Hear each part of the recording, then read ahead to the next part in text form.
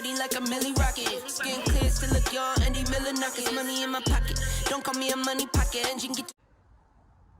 Hello everybody, today we're going to be installing my brand new LED steering wheel as well as a full carbon fiber and Alcantara handles. It's going to be sick. Right now what I'm doing, I just started, is getting the battery unplugged. The very first step of doing anything with airbags, you always want to make sure your battery is unplugged. Now, here is the steering wheel and all of its carbon fiber gloriness. It's amazing. At the very top, it has the LED display with rev limiters as well as a customizable display on top. We have a ground, and then we also have another red wire, which is going to be to the switch power source within the steering wheel lock spring harness. As far as the actual build quality of this steering wheel, it's actually made really well. I really like the feel of it. Has a good weight behind it. The Alcantara right here has the white stitching. That's all custom. The entire steering wheel for what I ordered was completely custom to the setup I want, and I really am happy with how it turned out. The weave is super cool, and I love the pattern. It looks amazing. It's all wrapped in the middle. Super cool design. I really like it. Now, what I had to do, unplug the battery. Then I'm going to be taking out the battery of the car just to make sure that's not even slightly connected. Then taking off my old steering wheel, as you can tell. I have the stock steering wheel in right now. We're gonna be taking this one out, and then from there, taking out the middle section. We're gonna preserve the airbag and as well as this little middle circle. I'm probably gonna paint this middle circle before I put it back in the car because I don't like the silver look. And I already have carbon fiber everywhere else. Might as well change this up and make it something a little bit different. I'm thinking about making it look as this, or the same color as my wheels. If you guys don't know what my wheels are, they're like this bronze matte finish wheel. I thought about doing that in the middle. I'm just gonna quickly undo this, and then I'll show you guys once it's removed. Okay, so I removed both terminals, the negative and the positive. The positive cannot touch any sort of metal along the car. So I put this glove over the terminal in the meantime. Now we're gonna try to turn off the key to make sure that it's dead. That way the airbag won't ignite whenever I remove the steering wheel. So time to grab my key. Let's see if it turns on. Dead. Doesn't do anything. Perfect. Okay, now it is time to start actually removing the steering wheel. Okay, so the very next step is removing that plastic clip on this side, and there's another one on the other side, right up down back here. We're gonna pop these up, and then from there, there's gonna be a socket or some sort of nut that we're gonna be able to twist off and loosen up the middle section of this. So, time to expose that. Okay, now that I have both the caps off, you can see the screw that I'm gonna have to undo. And there's another one back here. So, time to get my socket wrench and then start cranking.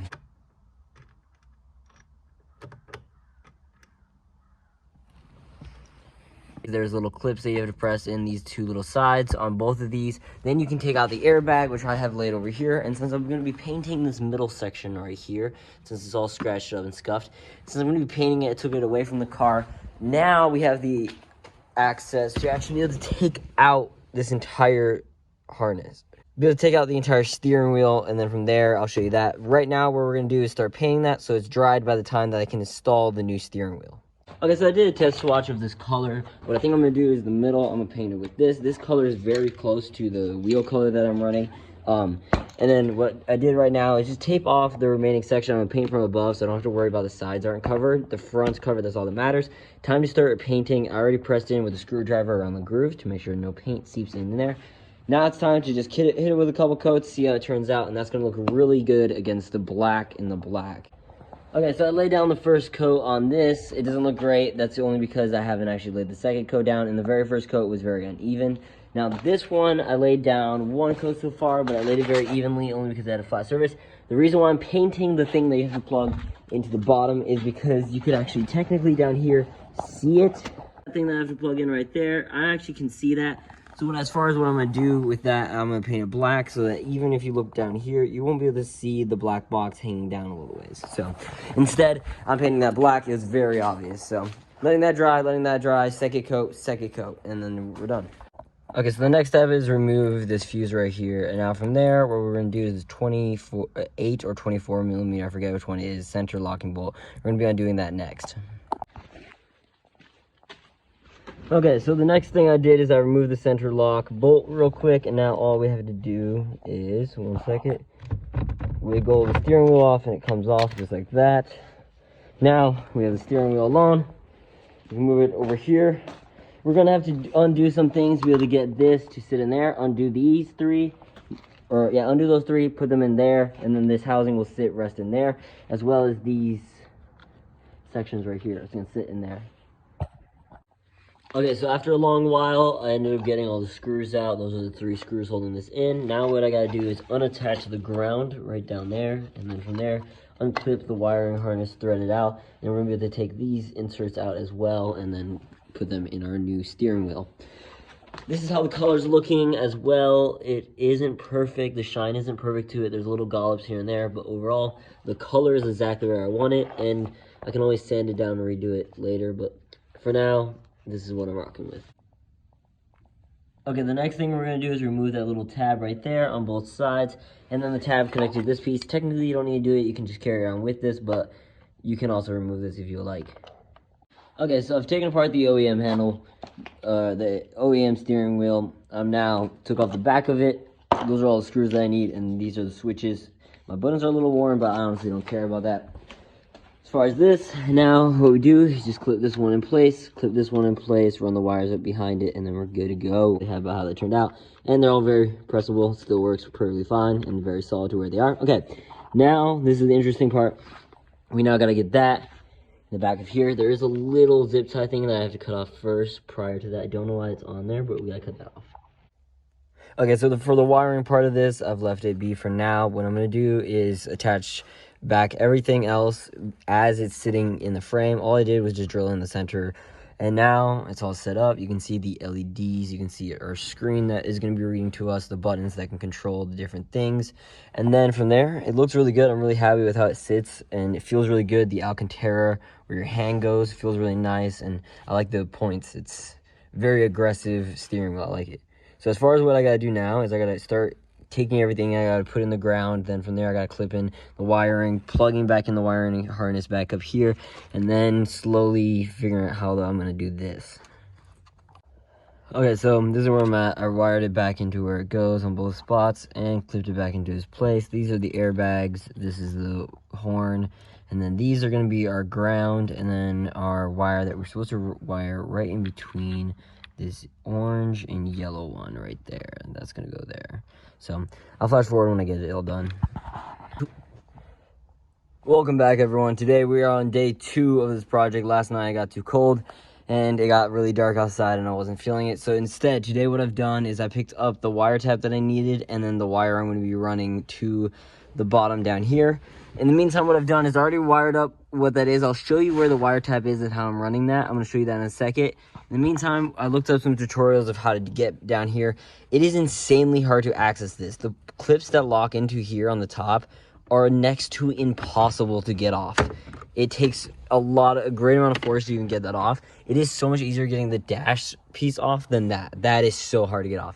So I took my time off camera. I really want to make sure I can get it and not struggle on camera for you guys. So right now what I have is I have it exposed. What I'm doing is down here, the bottom down here is the wiring, is where I'm going to run that wire, the wire that you can kind of see down there, from my wire tap all the way over here. In the meantime, I'm not going to have it decorative or anything super fancy or anything like that. I'm just going to simply just run it around my column up to here secretly.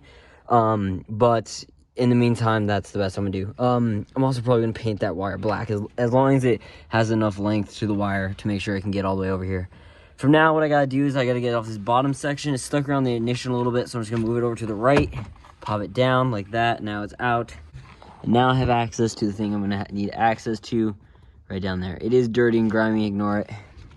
I've never actually cleaned down here. Might as well clean it when I'm down here. Okay, so the next update of where I'm at, I unplugged this. I know where the wire I'm going to be running into it needs to go. I'm going to be running this up behind, into the back down here where you adjust. This is going to be long enough to go around it. I have it running all the way around over to the passenger side. Probably going to hide it by painting it later down the road, but in the meantime, I don't care about some red wire. Now, this is how I've had this hooked up, okay? So this is going to be a fuse tap. I have the original fuse in there, and then the new one I'm running. This one has to be smaller than this one. 10 is going to be fine. I'm going to be plugging this in. In the meantime, I have that fuse tap. This is going to be here. There was a little bit of metal exposing from where it went into here, so I just wrapped it around with electrical tape just to be extra cautious. Plugging this in right up there. and that one spot that's missing one, as you can see, high up there. There we go. Okay, now that's plugged in. What I'm gonna do is with some zip ties.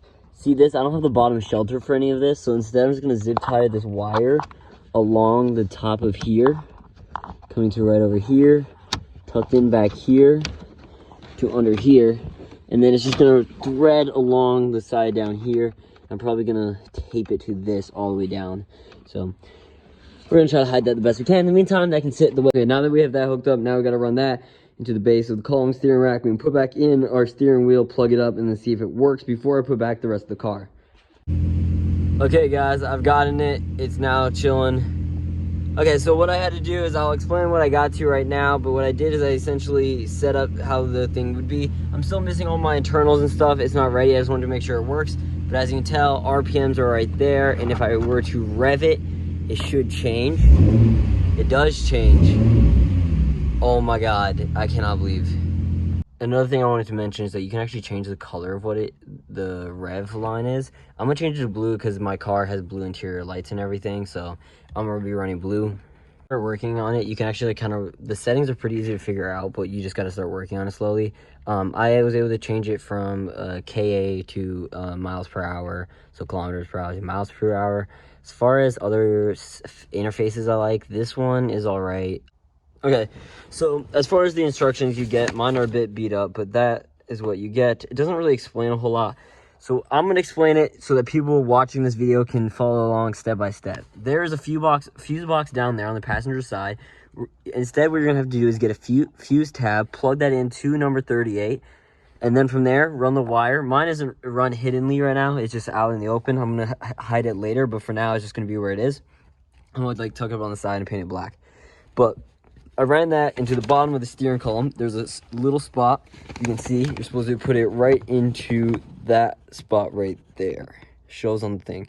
So right there, you plug in that wire, plugs into there. Now from that wire on the steering base of the steering column, that's going to plug into here. You just got to plug that in. I used the center steering lock column as my ground because I knew it was going to be pressure there, and this wire is very short, or else I would have ran it to the previous ground. It doesn't really matter, as long as it's pressed in, it won't move. This, trust me, is not going to move. It's going to stay there. No matter how much tension I put on it, I can like actively pulling on it pretty hard, and it did not move at all. So that's now stuck. As far as what I got to do from here, lock that down a little bit more. Then I unplugged the battery, so there's no power to this at all. I'm going to re-hook up the airbag, and then from there we're going to be able to get a final view of what it's going to look like. I still got to put in some things like the retainer mounts and the springs for where the airbag is going to be, and the screws for that. But besides that, after that, we're good to go. Okay, and this is going to be the end of the video. I put it all back together, just follow the same steps from the very beginning, and then I mounted the back, put in the sides, plugged it in, then it hooked up back in my battery, and it works perfectly. It's very accurate with my RPM ranges. As you can see, when I go up, it will bounce, and also it'll show my exact RPM as it fluctuates right there. Super cool. I love it. I'd recommend it as well. There's two different companies that make it, Dyno Performance and as well as Wolves of Carbon. Damn, I already scratched my carbon fiber a little bit. That's sad. Anyways, and then I opted for the Alcantara option. The Alcantara goes all the way around the backside right here where your fingertips are. Super soft, and especially for cold weather, it's gonna be really warm and nice to touch. I got the white stitching on the inside to match. I painted the center cap. I don't love how this paint is. You can tell how awful it is, but I don't love it, but it matches my wheels a little bit, so it's a cool little add-on. As far as that's gonna be it for the video, guys. I'd appreciate if you guys like, comment, subscribe, and if you guys have any more recommendations of things I should do to this car, let me know in the comments section down below. All right, peace.